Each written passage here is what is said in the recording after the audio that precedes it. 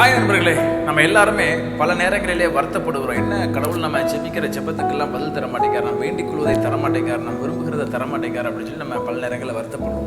ஆனால் கடவுள் எப்படிப்பட்டவர்னா, நம்ம ஜெபிக்கிறத விட நம்ம வேண்டிக் கொள்வதை விட அதிகமாக நமக்கு செய்கிறார். வசனத்தில் வாசிக்கிறோம், அவர் நமக்கு செய்ய போகிற நன்மையை மற்ற ஜனங்கள் பார்க்கும் பொழுது கடவுள் இவரோடு கூட இருக்கிறார் என்பதை அறிந்து கொள்வார்களாம். அது மாத்திரமல்ல, நம்மளை கடவுளை ஆசீர்வதிக்கிறத பார்த்து கடவுளுக்கு மகிமை உண்டாகும்.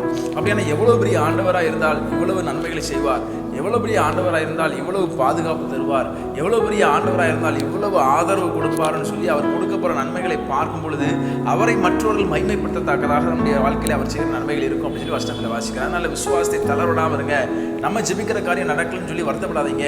அவர் நமக்கு செய்ய போகிற காரியங்களை மற்றவர்கள் பார்த்து கர்த்தர் நம்மோடு கூட இருக்கிறார் என்று அறிந்து கொள்வார்கள். அது மாத்திரமல்ல, கடவுளுக்கே அது மகிமையாய் காரியமாய் மாறக்கூடிய அளவுக்கு அவர் நம்முடைய வாழ்க்கையில் பெரிய காரியங்களை செய்வார். சந்தோஷமா இருங்க. நம்முடைய வாழ்க்கையில சகலம் நன்மையாகவே அமையும்.